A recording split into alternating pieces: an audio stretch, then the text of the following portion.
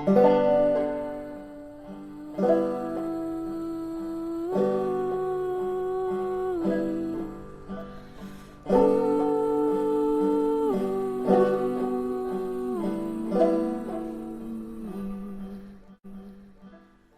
to Soul Connections, a podcast about enchanting relationships with the human, more than human, and divine.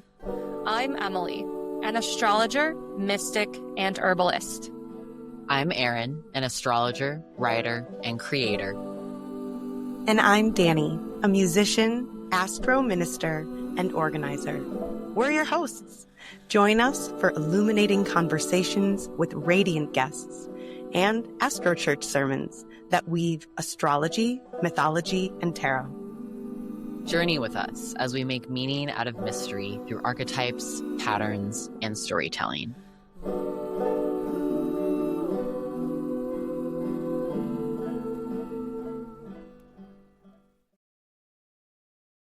Today is March 3rd, 2025. And we have another interview segment for you all today. We are very excited for you to meet our guest this month. She is a dear friend of mine, and I am so grateful that she has agreed to be interviewed. She is truly one of the most magical and mystical people that I know. So this month, our guest is Kristen Moncada. Kristen uses she, her, or they, them pronouns and is a medicine weaver and artist based in Central Oregon. She specializes in psychic mediumship, energy healing, and tarot and oracle readings. She's also a co-host for 2 podcasts, Tales from the Hearth and Book Connections. Kristen is a mentor, a mother, and an outdoor enthusiast who spends a lot of time communing with nature.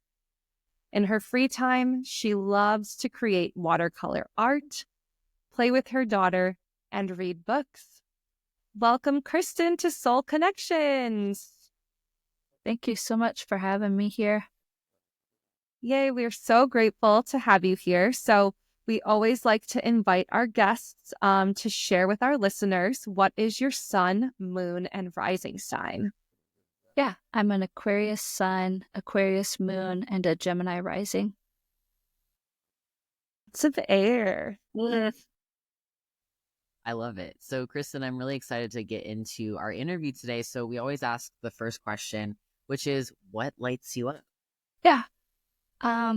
So I think just being alive in general, because there's a lot of hardships, especially right now, obviously with everything going on in the world, and especially here in the US. But to be alive, to me, is really just so magical. The fact that stars exploded to create planets, that one day life came crawling out of the ocean and eventually created us. To even be here and think consciously is just so magical to me. So that's what's really lighting me up right now. What a great answer. It kind of makes me think of those, I see them on Tumblr. They're text post memes where they talk about if I died, I would beg God or whatever higher power to just let me go to the grocery store one more time, or let me do these mundane little things that we don't think of as magical, but really are magical. So I really appreciate your answer on that. And I would love to hear more about what is your journey to, I think both discovering and also rediscovering magic in your life. What does that look like and feel like for you? Yeah. So throughout my life, I kind of see where the divine tried to get me into this path. I used to read all the Chicken Noodle Soup for the Soul books, which is full of miracles, right? And then I've watched every ghost show ever known to man and every medium show. And even at one point, I had an aunt who bought me a tarot deck, and then I used it for a month and I couldn't understand it, so I gave it away to a friend. So they tried very hard off and on. But for me, I've always believed that there's a spirit in everything, that every religion and deity and spiritual beings, there's truth to that. I've never fully believed in just one overall God or anything like that. And it was when my grandma passed. She was my best friend, and so I just had a lot of hardship after losing her. And I had just had a baby too, so I was going through quite a bit. And then it was right around the time that my grandpa passed a couple years later that, like, with my grandma, I got on TikTok. And on TikTok, I had seen some witches on there. And like, I realized that there were things that I had been doing throughout my life that kind of lined up with all of that. And it just sent me back down the path of like rediscovering everything that I love about myself and that I used to really enjoy and not being embarrassed about it. Because I went through a period where I really let other people tell me who I was and how to live my life. And so when I was getting close to my 30s, that Saturn return kind of reminds you like, hey, you're your own person. Don't forget to get back in touch with you. And so that was what really kickstarted everything. I love hearing that journey, Kristen. And we've been friends for probably at least a year and a half at this point. And because I just receive you as such a mystical, magical being, I just thought that you were really connected to, right, like all these practices that you have today for a much longer period of time, right? Like the hints were always there, like you said, and I can totally resonate with that. Of like, it's always been in the background, right? Or like in the subconscious, in the media we consume, in the books that we read, right? Like in these little experiences. But then you said it was your Saturn return, and you and I are both, we have Saturn and Aquarius natally. And I also feel that my Saturn return was also when the divine really started to take kind of center stage in my life. So I love that we share that. And when we look at your chart later in the interview, Kristen shared she's a Gemini rising and she has an Aquarius sun and moon. And so her Aquarius sun and moon are in the 9th house. And so, your Saturn's up there as well. And to me, the 9th house is guiding beliefs, spiritual beliefs, political and philosophical beliefs. And so it's really not surprising at all that your Saturn return coming back home to your 9th house, and it really activated this world of spirit for you. So thank you for sharing that with us. And so I know Kristen because we have a very lovely, amazing mutual friend, Alaire, and Alaire is local here to the Milwaukee area. And she is another witch, and she's also Kristen's podcast co-host on Tales from the Hearth.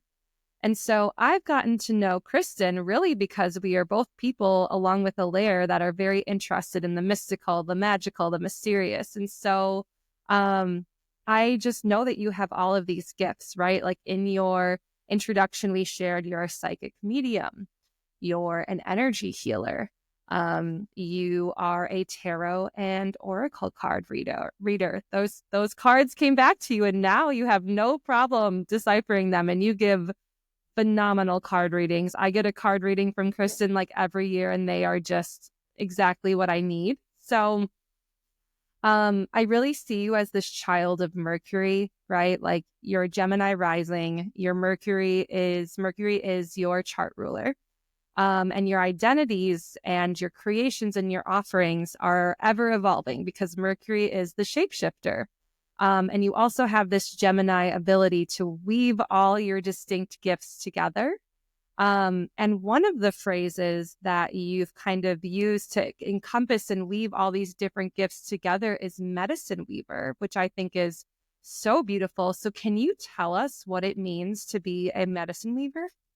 Yeah. So for me, I just kind of thought like, what would encompass all of these different aspects of what I do and what I believe? And not only spiritual, but like my regular life too. Like I'm an artist, I'm a mother, a wife, a daughter, a friend, and a social advocate. I advocate for the environment. So I really tried to think of something that would kind of be like an umbrella, I guess. And I do dream interpretations, And I've done that throughout my whole life for myself. So I thought, like, okay, if I took a little bit of understanding people's dreams to help them, and then I'm over here helping these people with mediumship, and then I'm over here helping these people with card readings and mentorship.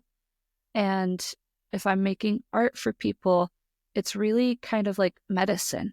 I feel like what we do and what we create is medicine, not only for us, it's for the people that are directly interacting with it too, and the rest of the world. And so I kind of thought, like, I don't know, there's something to this whole weaving aspect, and I just kind of came up with that. So I feel like that's, and it's something that anybody can take on. Like, anybody can choose that title if they want, because it's just, how do you incorporate all these different aspects in your life to make the medicine that's uniquely you? And that's a medicine weaver. That is so beautiful.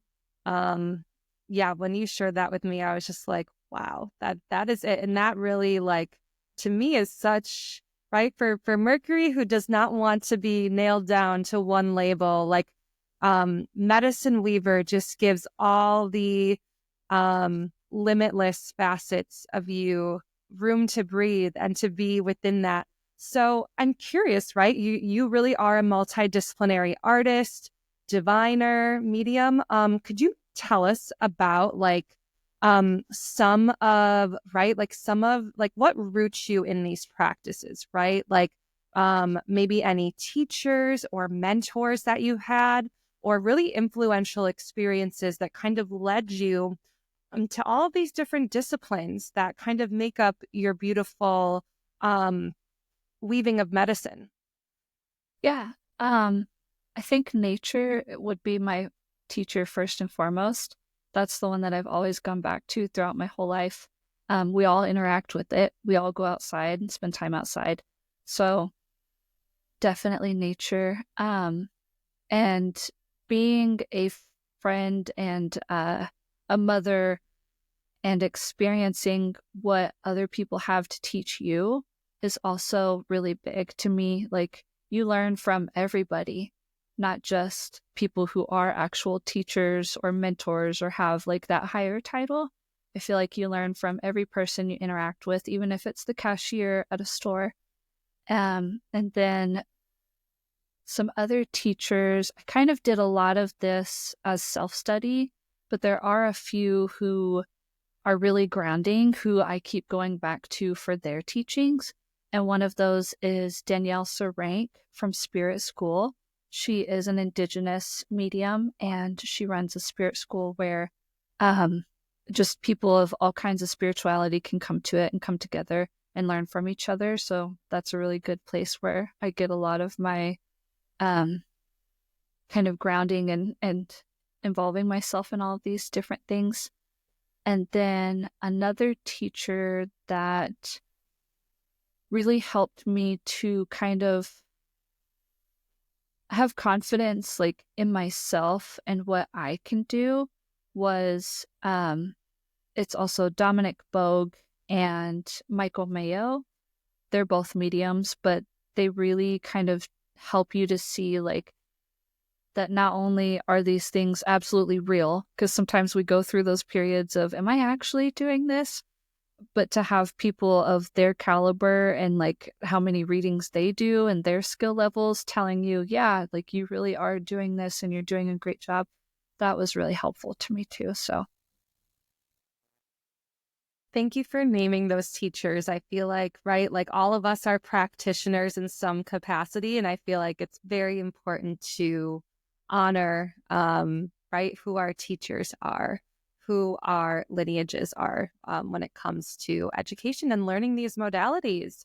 So Kristen, as a medicine weaver, what specific medicine are you feeling called to weave at this point in time? yeah, right now I've started actually doing mentorships. And so I found that what was really helpful for me was having people say, like, yes, this is how it works for you. And I've always been somebody who's wanted to find solutions for other people that fit them exactly the way that they need it. So I really took on, mentorship as like a kind of this place of like, I want to be able to help bridge people to this medicine even further so that they can go on to do that for other people, and to see that web just kind of start to spread out a little bit. So that's what I'm working on right now. And what specifically are you mentoring people in? I'm mentoring in anything. So energy healing, mediumship, psychic skills, dream interpretations, card readings, witchcraft and spell work too, because that's where I originally started all of this.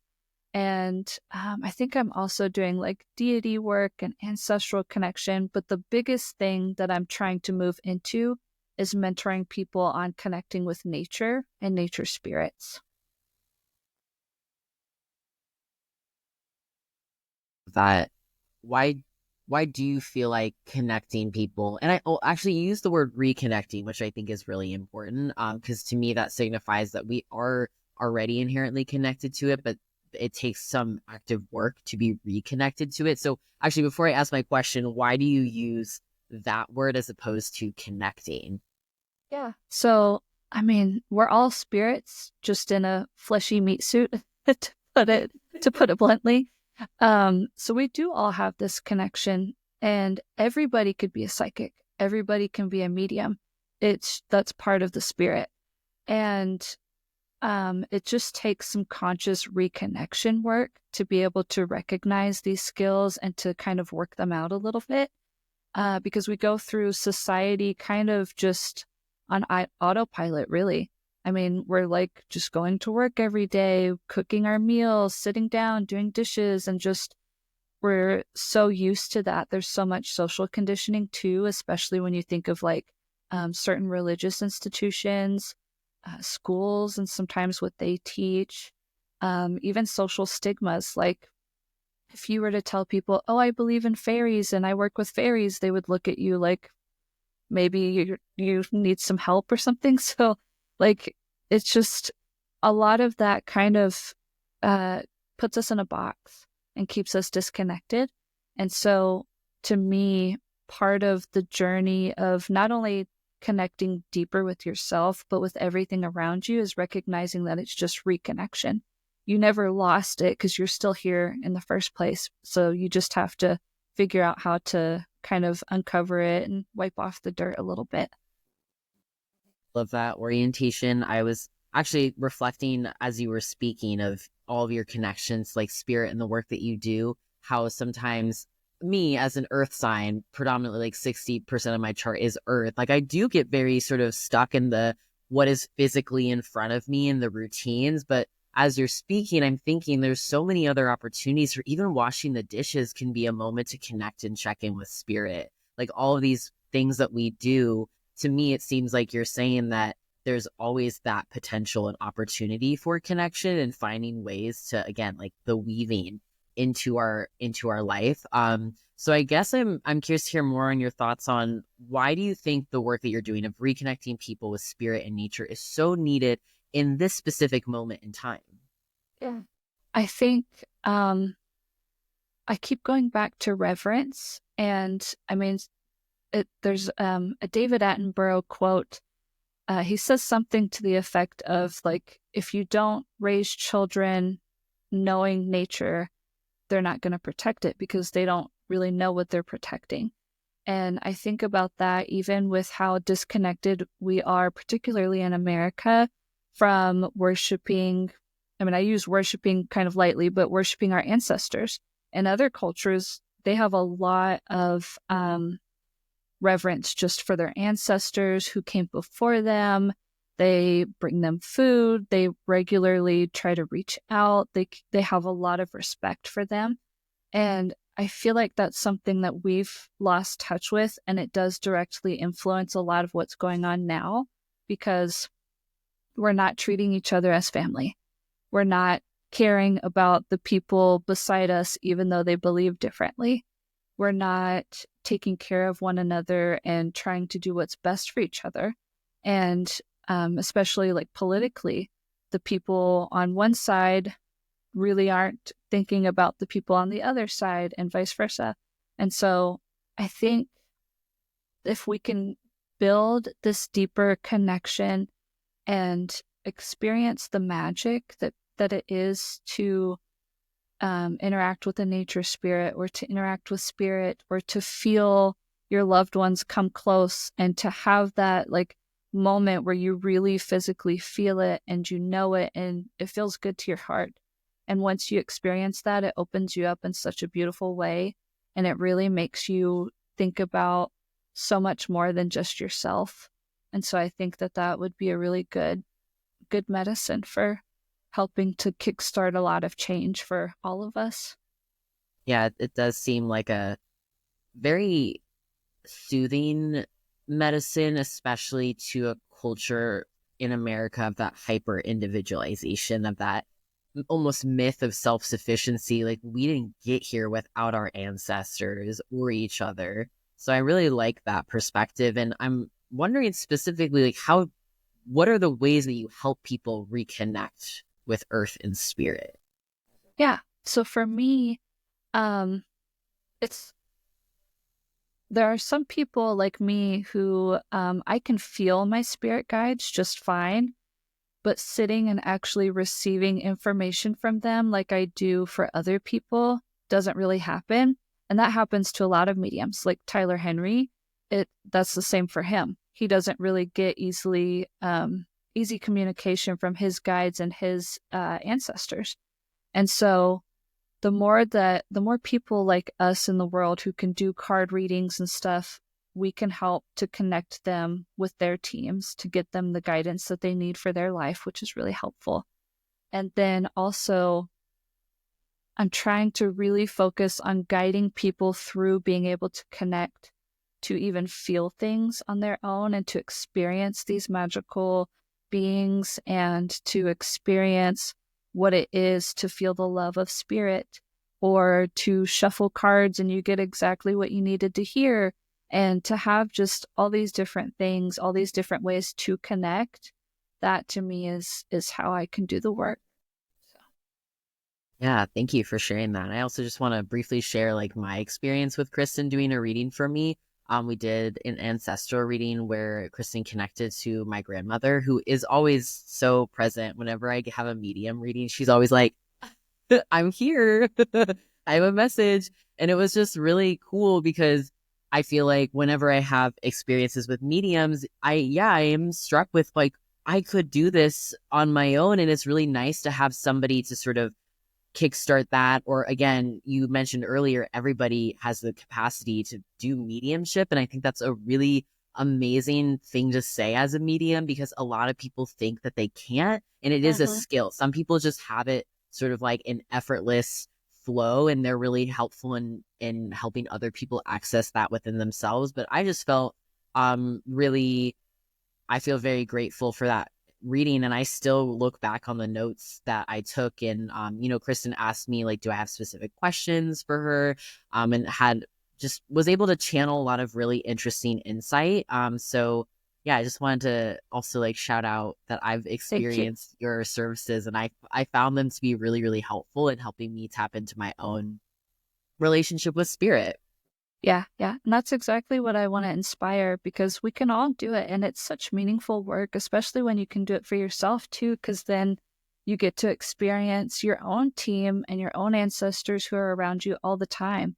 And like, what a magical way to just walk through the forest and recognize that all the trees have spirits and that there's other spirits there. And to be able to feel that magic is just so cool. I can also attest that I have received readings from Kristen, which have been like a combo of kind of energy healing readings, spirit team ancestor readings, and card readings, kind of all in one.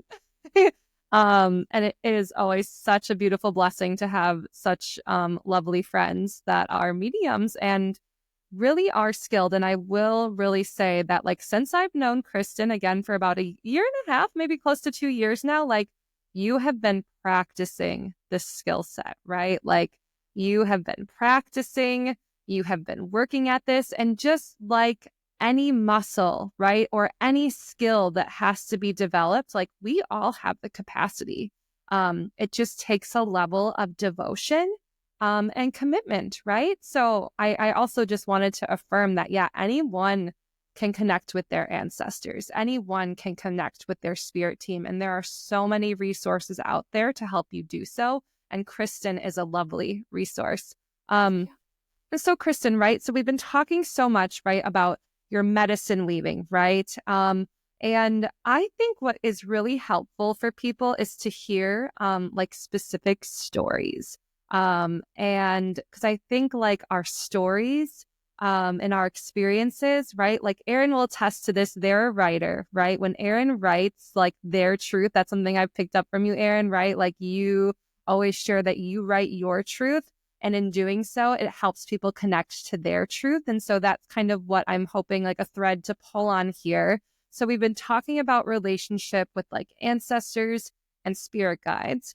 Would you be willing to share some personal stories about how those relationships maybe were like initially sparked, or even any just like memorable experiences that you've had in that spirit ancestor relationship? Yeah. So like I said, for me, connecting to my own team and receiving things is kind of complicated. And that's because of like bias, because I'm like, oh, I would expect like me to think that, oh, that was like, I've been thinking that all day. That's just me. So that's where a lot of it just kind of sits, is like sorting through that. And when I first got started, I had never once like tried to feel my spirit guides or anything. So like 5 years ago, maybe almost 6, I spent a lot of time trying to meditate, but I'm someone with ADHD and that's not very easy for me. So I would just try and sit and sit and sit. And sometimes I would do it and sometimes I wouldn't. And I would like, when I would connect with them or ask them to come closer, I would feel just this like tingling presence just like come over me. And then I would ask him, okay, now pull away. And I would feel like I lost something. And so then I would ask him to come closer. And then I would feel like all this warmth and love start to flood my body again. And so playing with that was really, really helpful. And I also like, I had a reading. So I had a reading early on with, I can't remember her name. She's somebody who specifically works with the fair folk. And she does a lot of, they do a lot of work with the fair folk. And they are somebody who I've just admired for forever, for their connection to, again, nature and to spirit guides and stuff. And so they did a reading for me and they helped connect me to my guides. Like they told me how many they could feel, kind of like what personalities they were getting from them. And that helped me to build the connection a lot. I was able to then like sit with my team and ask specific ones to come forward.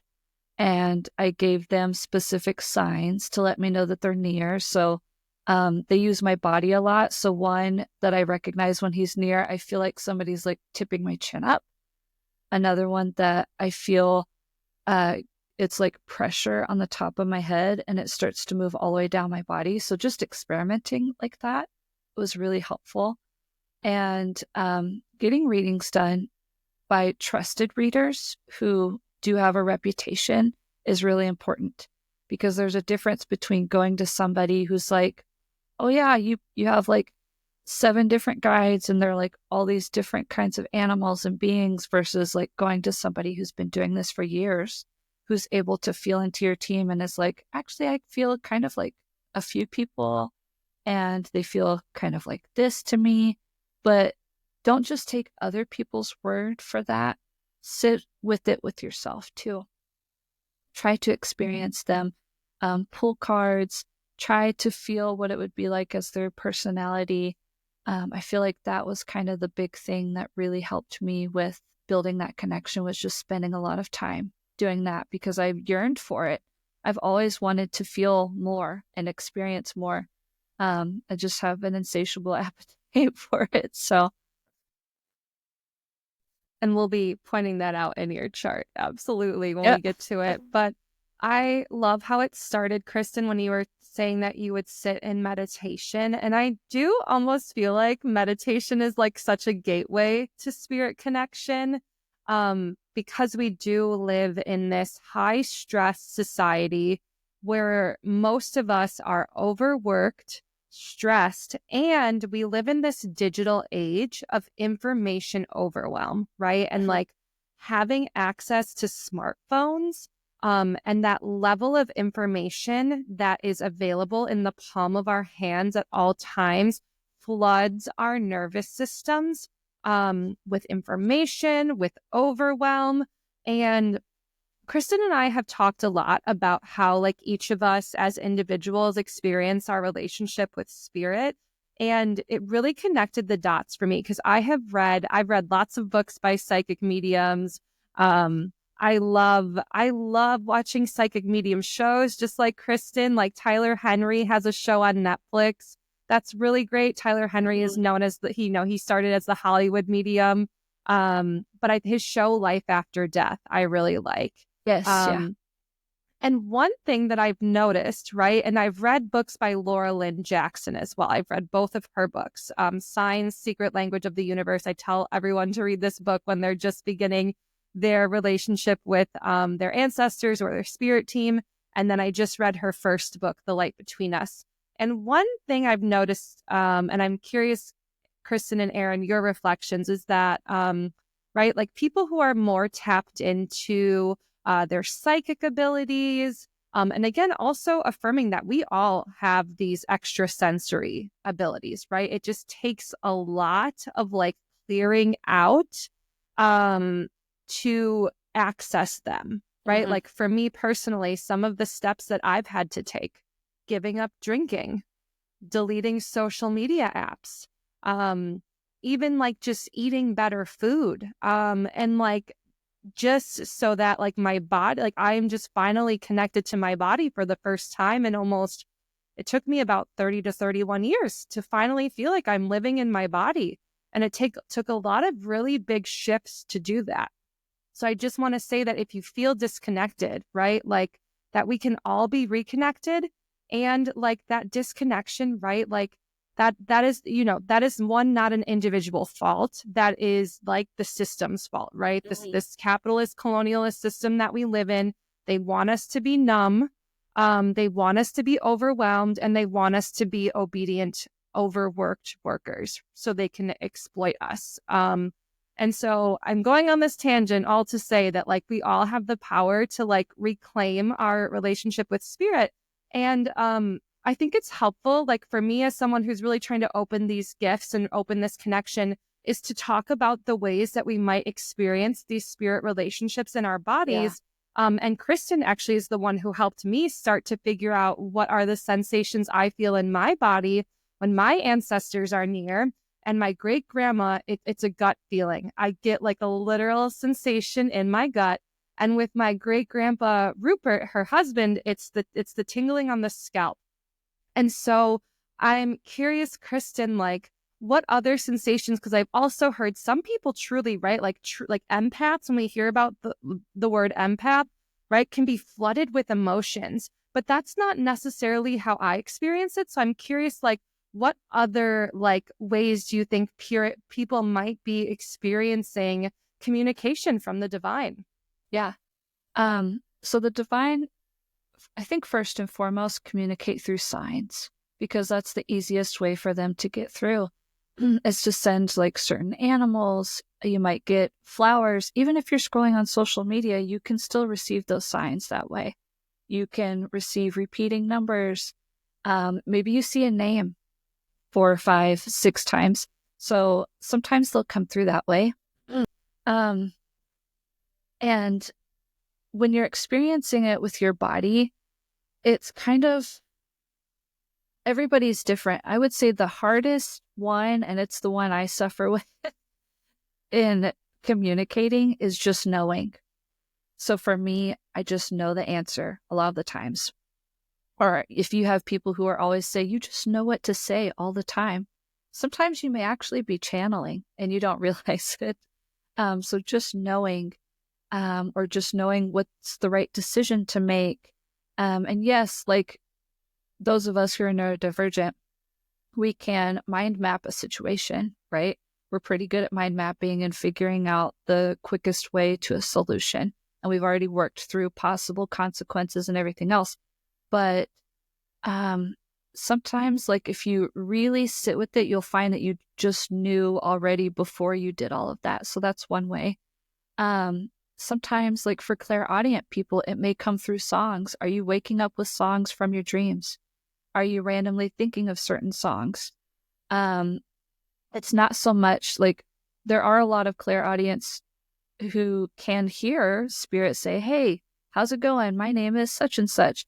But a lot of times it's through other things, like they're hearing horns or they're hearing like beeps and things like that. The next way would be sometimes you might just randomly see something in your mind. Maybe you just randomly saw a park in your head when you were thinking about something. Maybe you just randomly saw like a certain rug when you were thinking about buying something. Sometimes they'll come through that way. And then I would say that probably, so the first sense that I think a lot of people get is the knowing, and they just don't recognize it. But I would think the second one is the feeling. So you might just feel something in your body.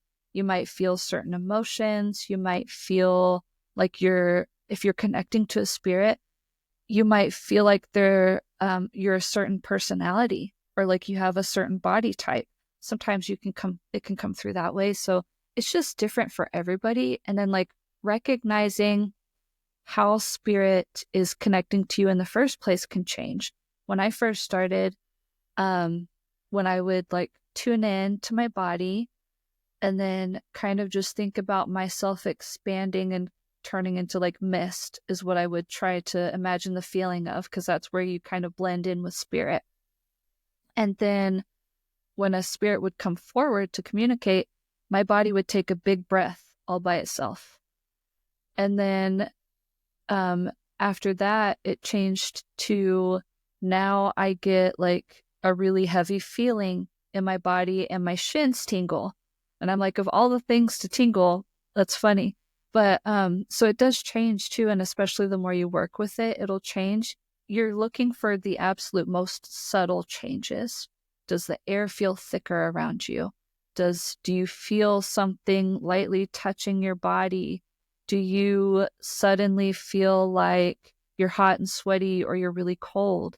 I mean, anything. You're just looking for the subtle changes. And that just takes practice. You could read every book. And trust me, I've struggled down this path for like 4 years, because at first I was just trying to read all the books and watch all the shows and ask all the questions.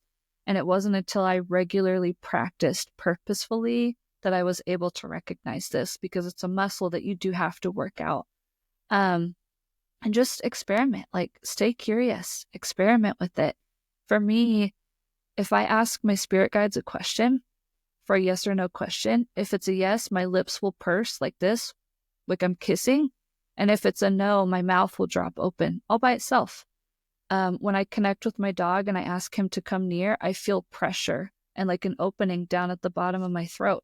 So just being curious and like playing with these spirits and asking them to show you how they want to come through can be really helpful. Awesome. I wanted to also share, Kristen, I really like what you said about the subtlety part. I think sometimes, at least in my experience, when I see movie depictions or Hollywood perceptions of mediums, it's usually like this big sign, and it's like, you cannot deny it. And I actually think that could happen, right? That's possible. But what you said about spirit speaking in subtle ways, I think is really important. And that just comes back to this sense of attunement, right? That when you're like attuned to spirit, that actually those subtleties feel very loud. So I just wanted to like emphasize that, because that really resonated as truth for me as well. And you shared some experiences of connecting with like ancestor spirits or spirit guides. Do you have any experiences or stories you could share about that feeling of connecting to nature spirits? Like, what does that feel like? What has been, are there specific moments that you want to reflect and share? Yeah. I think the easiest for most people to connect with is like thinking back to our childhood, and think about a time that you remember you were outside. Everybody has a clear memory of a time that they were outside, whether it was in a backyard or you were sitting on the porch with grandma, or you went to a national park, just something, right? For me, one of my most profound experiences was, I think I was like maybe 15. I stayed up all night playing The Sims. I'm a huge video games, especially The Sims. And it was almost sunrise. And so I was like, I don't remember ever seeing the sunrise, so I'm just going to go outside and watch it. And I had spent a lot of time in this backyard because there was a tree that had, the branches were a certain way. So I would just go up there to lay in the branches and just visualize. Like, I loved to just visualize, which I lost that ability because of COVID. So I'm really sad. But I would go up there to read books, and I would just spend a lot of time in this tree. So I went out to the backyard and I went near the tree, and I was just waiting and watching the air change. And I had never seen the air so clear. It's the weirdest thing. Like, if you go out at sunrise, I mean, I know it's because like all the smog and like the heat of the day, there's none of it. So it's the freshest air is right at sunrise. And it just had this distinct quality, but it was like the more that I let myself be in awe of it, the more the feeling of it started to seep into my body. And then it was like a whole body experience of like, I felt like I was really standing in another world, even though I knew I was standing in my backyard. So I've had things like that. I've had that a couple times in different places. And even going to like sit in the forest today, I can still kind of like create that connection by letting myself just be in awe. It's when you can sit and be still and give yourself a moment to fully open up and be yourself and to just like let it all fall away. That's when all the magic can start to seep in. So I love that framing of awe, that emotion, that state as sort of a maybe acknowledgement of spirit, an entry point of spirit. That's really beautiful. Do you have any specific advice for people who are seeking a deeper connection with the earth and the divine? Yeah, definitely give yourself time to just go out there. Like, give yourself time to sit outside, even if it's on your porch or sit next to an open window or just something. Give yourself time to experience it. Look for ways that you can appreciate it. If you're outside and you're hiking, take along a bag and a glove so you could pick up trash sometimes. If you want to help build the connection with the land, really focus on not only how can you experience what the land and the spirits have to offer you, but how can you return that favor too? Because they are part of the community. It's not just people, it's the animals and the plants. Without it, we are nothing. We would have nothing. So making sure that there's reciprocity between this relationship is huge. And the more that you do that, the more they come closer to, because they recognize you as somebody who wants this experience. And when it comes to just the divine overall, spending time, I think the first thing that they really want us to focus on is just having fun, because that's what life was supposed to be. It's just, you come here, have a good time, treat others well, be treated well, love, and then we pass on. And so the more that you can have fun and create fun and just be fun for others and be loving and compassionate, that brings you closer to them. And then when you can also take time to sit and ask them to come near, ask for signs, ask for help with certain situations, actually talk to them like they are on the other side, because they are. They can read our minds, but we kind of need that conversation, right? Like, you wouldn't expect your friend to just suddenly do all these things for you and to create all these opportunities for you. No, you would ask your friend, like, hey, this is what I'm working on. Do you have any ideas? Or like, just conversation is huge. It goes a long way. And just being respectful, I think, is the big thing.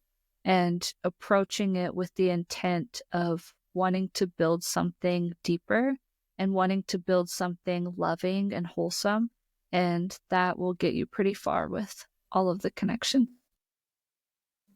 Thank you so much for sharing that. Such beautiful advice that I'm definitely going to sit with more. I've been taking notes as you've been talking to. And I really love how interviews are just so, it's just, to me, very inspiring. It lights me up to hear about what lights you up. And I also loved thinking about all the things that you just said.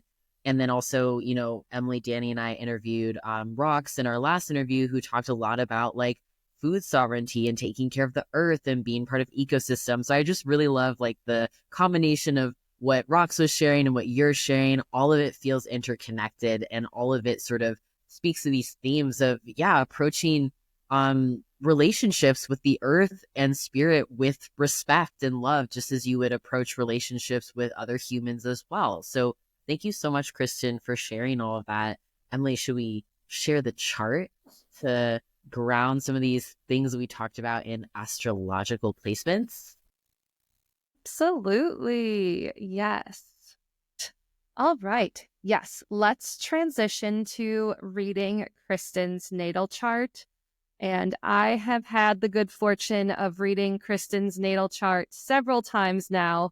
And we usually at the beginning of the year do a trade where I will give her a year ahead reading, and she will give me one of her beautiful offerings. And so, Aryn, would you like to start by just describing to our listeners what we're seeing? One, for those who are just listening and can't visually see the chart, and two, for those who are following along, please follow along with my black dot cursor, and I will point out the placements that Aryn is describing.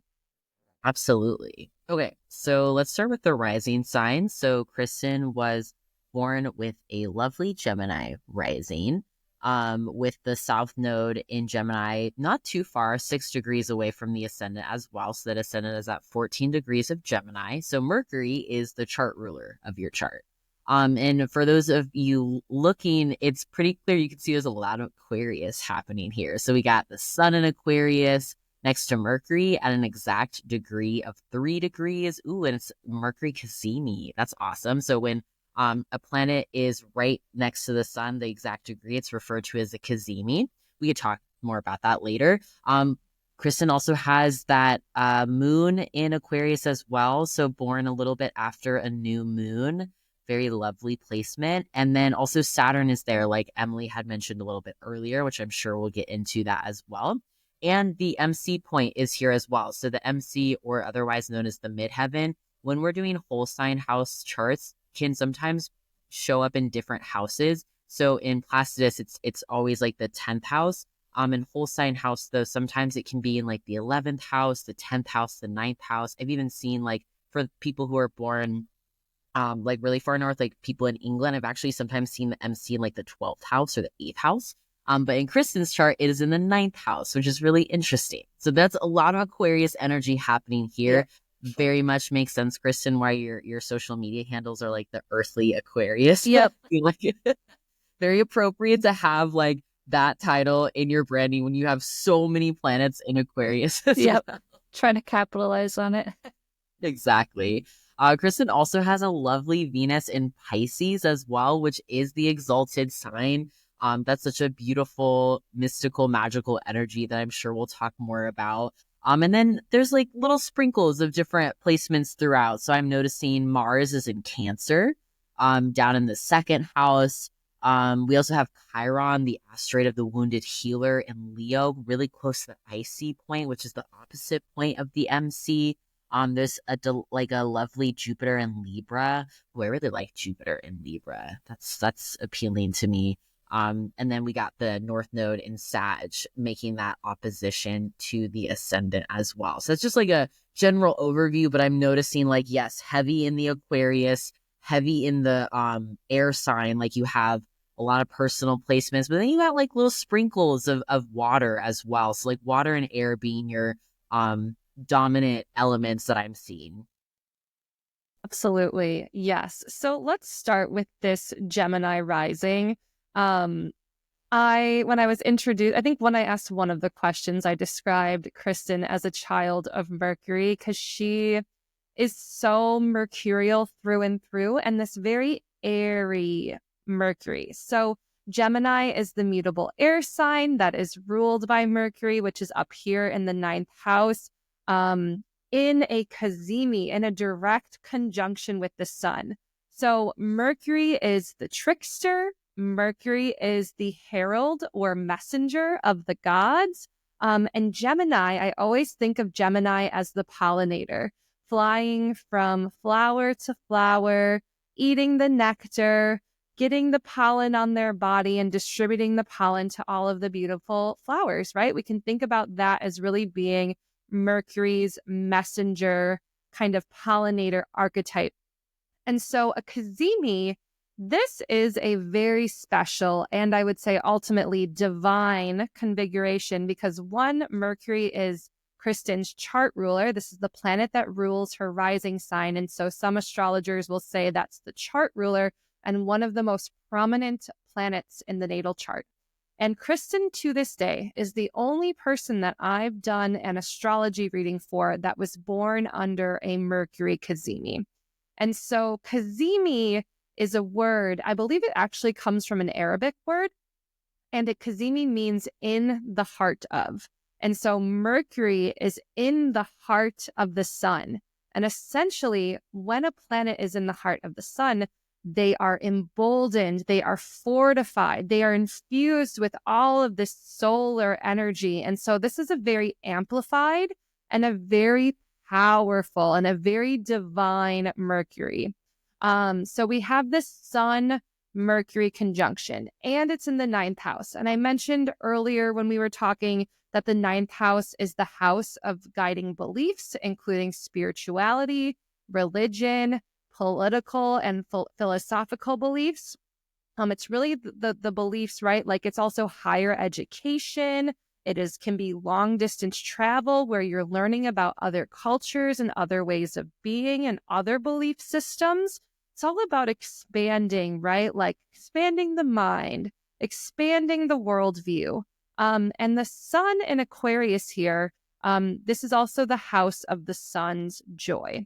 And so this Mercury cazimi, it just totally to me describes like why Kristen is this multifaceted, right? Like divine medicine weaver, right? And Kristen, you really have only been practicing these gifts, what, for a handful of years, like 4 to 5 years at this point? Yeah, 5. And you have picked up on them like so quickly, right? So many different modalities. Mediumship abilities, which would be, right, being able to communicate with the dead and with spirit guides, psychic abilities, which is that extrasensory perception, dream interpretation, energy healing, card readings, right? Like all of these modalities. So I just think this very powerful Mercury and Aquarius conjoined to the sun in the 9th house, right? Like anything that Kristen puts her mind to, essentially, like anything that she wants to expand her horizons on, this Mercury and sun together are just going to fortify that for her and really give her the ability to study, to learn, right? Like what I know about you, you have an insatiable curiosity, right? Like you said, you love, right? When you started practicing mediumship, you read all the books, you watched all the TV shows, right? Like you have these teachers,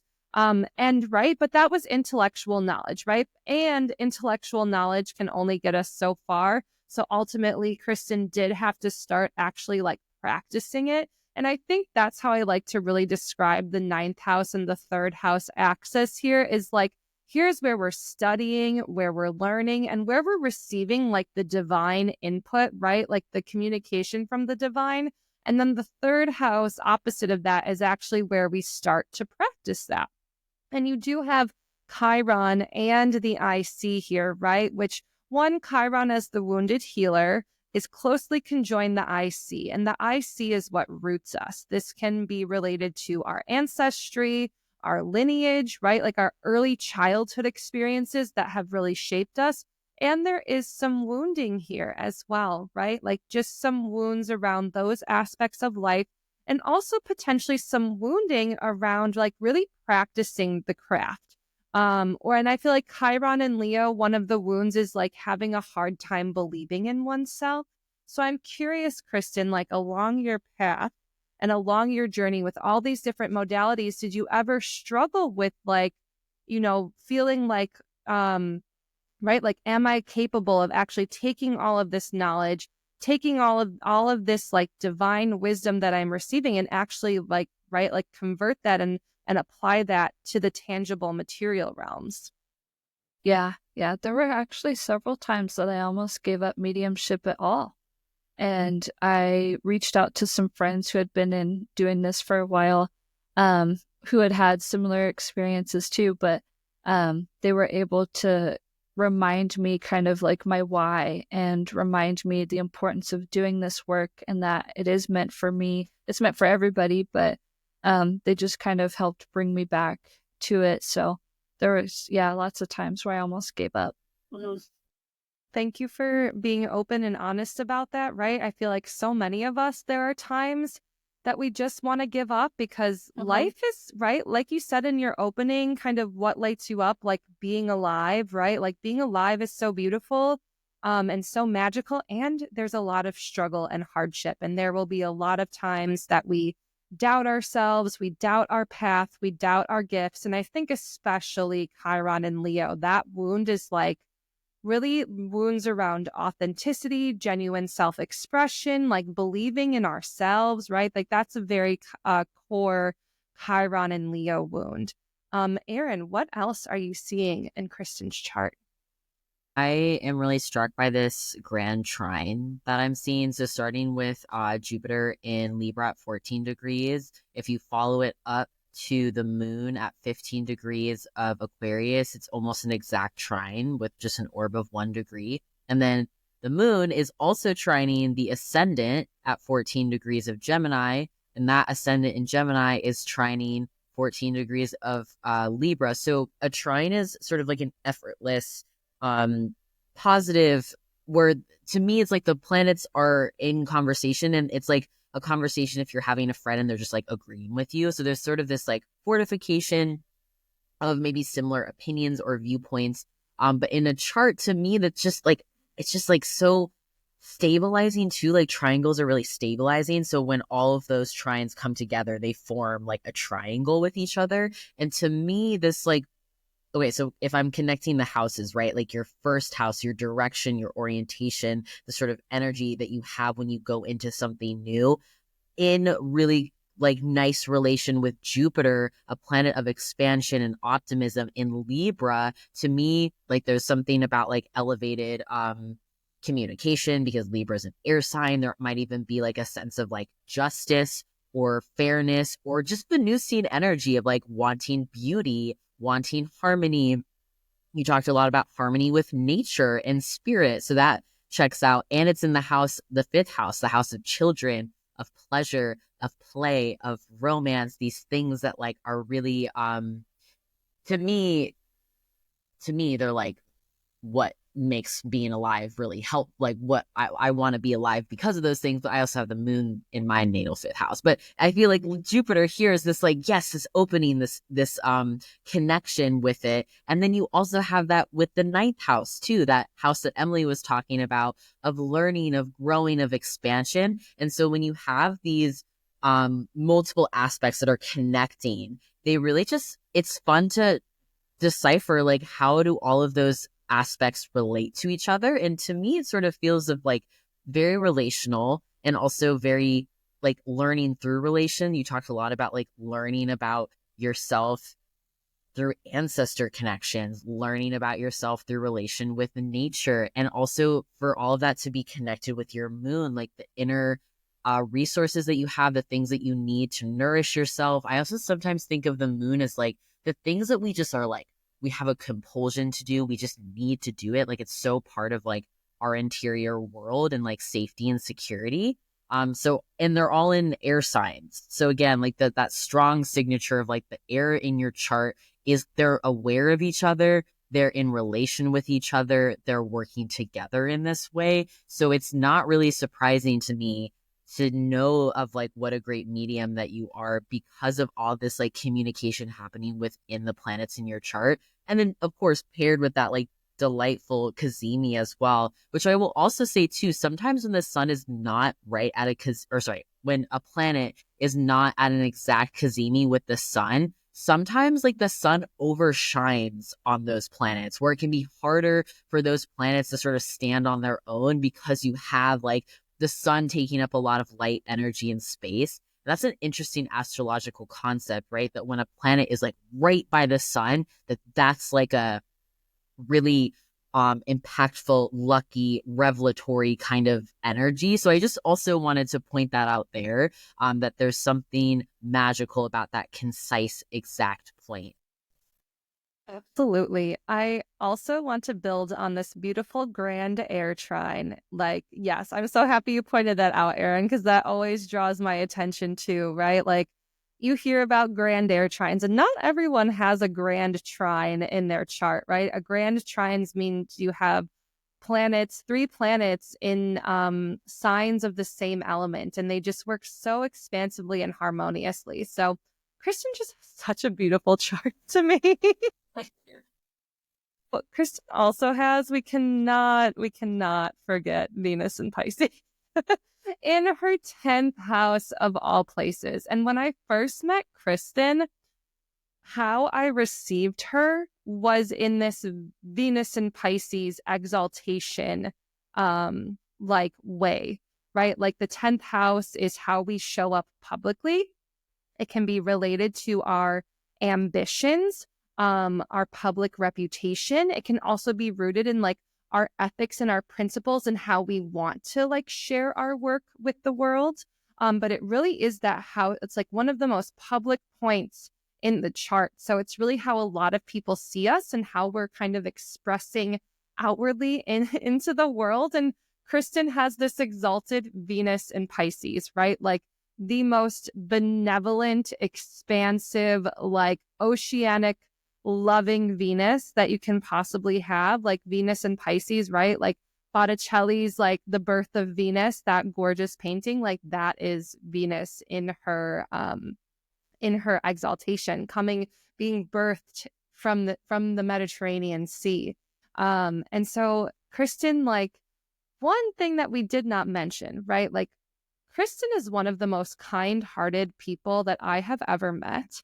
And Kristen generously shares her gifts with the world, with anyone, right? Like she does her services at this point in time donation-based and does not turn people away if they cannot afford her offerings.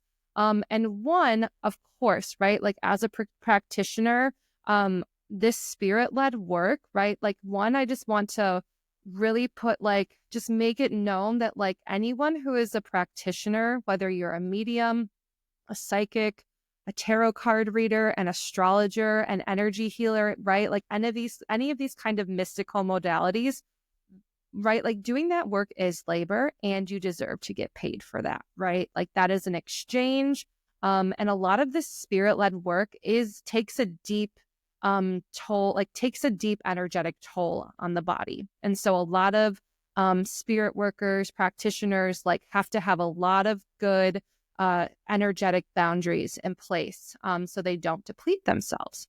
And at the same time, like Kristen, I'd be curious if you would be willing to speak a little bit more to this. But to me, I just receive you as just such a benevolent human being, such a loving human being. Like you are just someone that your unconditional love like radiates out, like in how I receive your friendship, like you just have this endless source of love that really does feel like this divine love. And so I'm curious, right? Like if you'd be willing to share a little bit about like your decision to offer your gifts and your services on a donation basis at this point in time. Yeah. I think a lot of my like loving inspiration comes from my grandma and my mom, because they're both very giving people. And I mean, my grandma would bake cookies for the mailman just for delivering the mail. So that's how, like, a stranger honestly was just a friend that she hadn't met yet. She was very kind. And so, like, in honor of her and my mom, I really wanted to be able to give back to people, because we grew up actually poor, and my grandparents lived in poverty for a very long time. It wasn't until almost their like 60s that they finally had a little bit more money to be able to buy Christmas gifts and stuff regularly. So I know what it's like to not have anything, and to want to be able to access these services, like to get guidance when you really need it. Or I know what it's like to lose somebody that you love a lot, and a pet too, and want to be able to just know they're okay and know they're on the other side, and to know that they're still here. And it's because of my ability to have like sought out all these different free resources that could help teach me, or like very low cost, like books and stuff, that it felt like a good way to give back. So for people who are able to donate, that helps me to continue to do the work of offering it for free or donation based for other people to enjoy. And there was somebody, I think it's Chris Corsini on Instagram. He's an astrologer. I think he does something similar. It's like a low cost guide, and then like he donates a lot of money. And I saw like his business model, and I was like, so you actually can do that and still do this work. So that was really inspiring to me. And it's just, yeah, it just feels good too, because I also like, I have ADHD and autism. And when I get a little bit of pressure on me, it makes it really hard for me to do the work. I get very avoidant with it. And so when I put like a big price tag on something, or even a small one, it feels like pressure. It's like I have to perform, and I don't want to do that. I want to do a good job. And so that was also the middle ground for me to be able to do that. Thank you so much for sharing that process. Cause like the right to put a monetary value into this work, which again is like such deeply passionate work for so many of us, and really what I would consider like soul work, right? And then at the same time, we all do still have to survive under capitalism. And so, right, like there's just this like challenge of like living under capitalist society while being like a deeply creative individual, someone who like would really like, also I feel like a lot of folks who are neurodivergent have such a hard time, and I'm also just speaking from experience, working within like corporate institutions, right? Or like working for a corporation or working for someone else that is not able to accommodate, right? Like all the different learning needs or just work needs, right?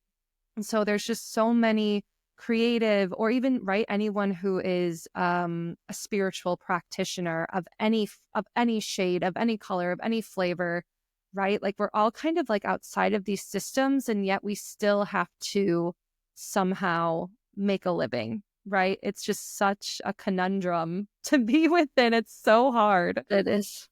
Mm-hmm. I think when Kristen, you were talking about that, I was looking at your Mars in Cancer in the second house. And the second house is the house of resources, not just like our physical financial resources, but also our like how we resource ourselves, right? And so with Cancer here, to me, that's sort of like your part of like your gift and your resources is your empathy, is your compassion, is your ability to like see people and hold people in maybe challenging emotional spaces or, you know, through transitional times. To me, that feels very Cancerian, of that energy of like the crab.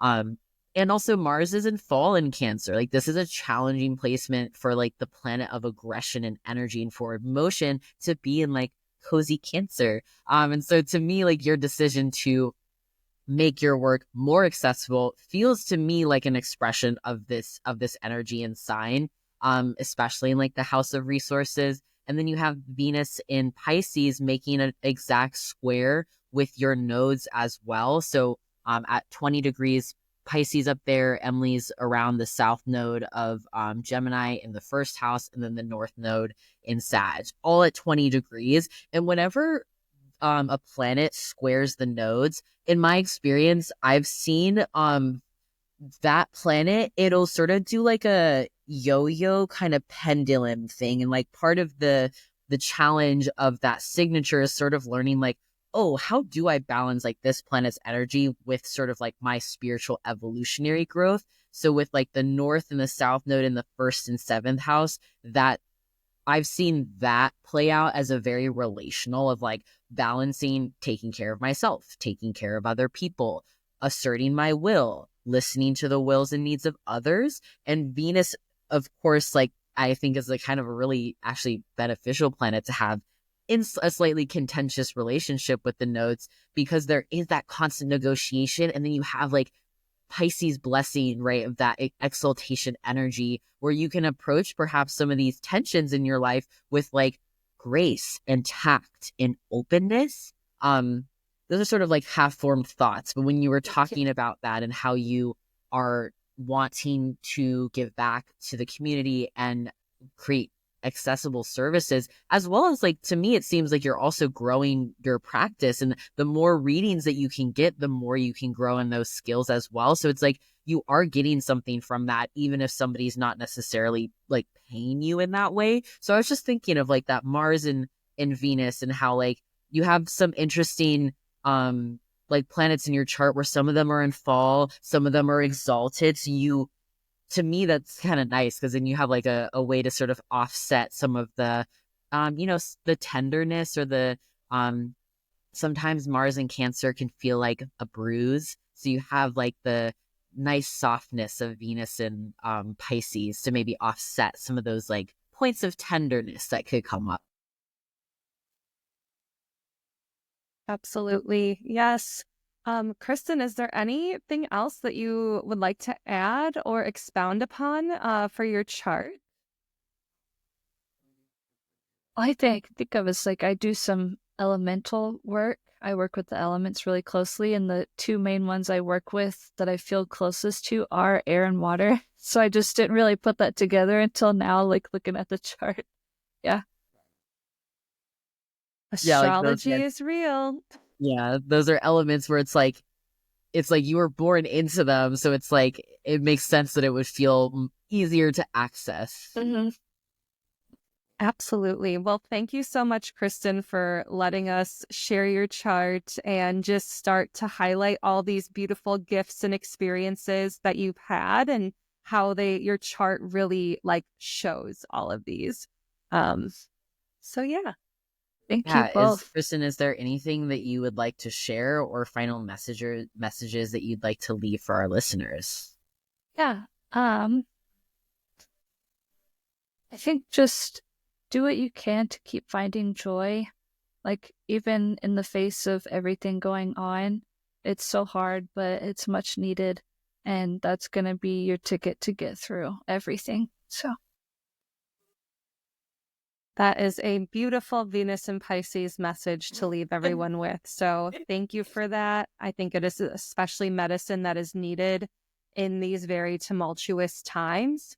And so, Kristen, where can our listeners connect with you, and how can they support your work? Yeah.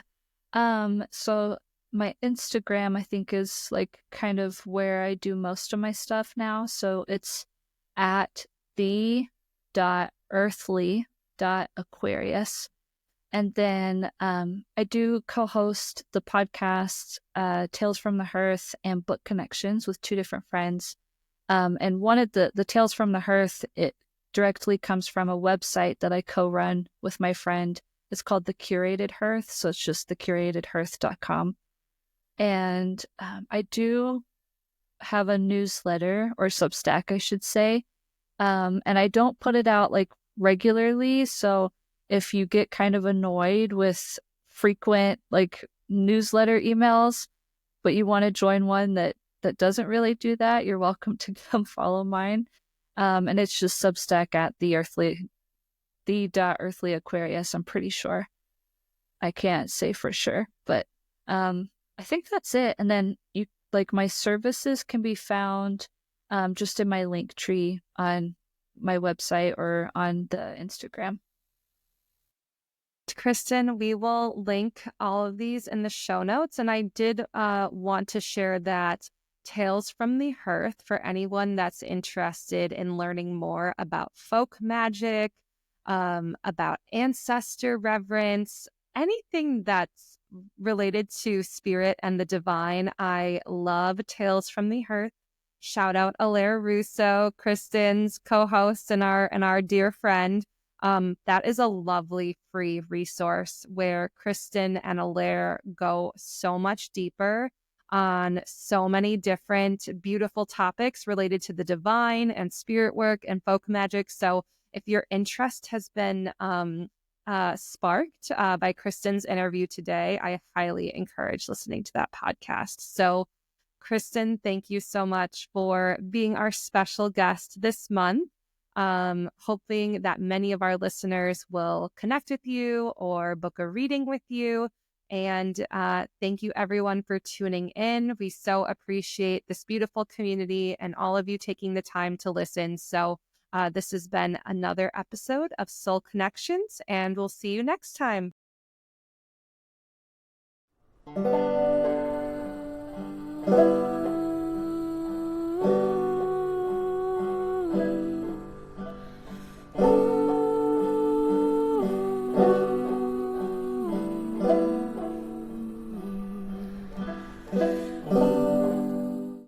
Thank you so much for listening to this episode of Soul Connections.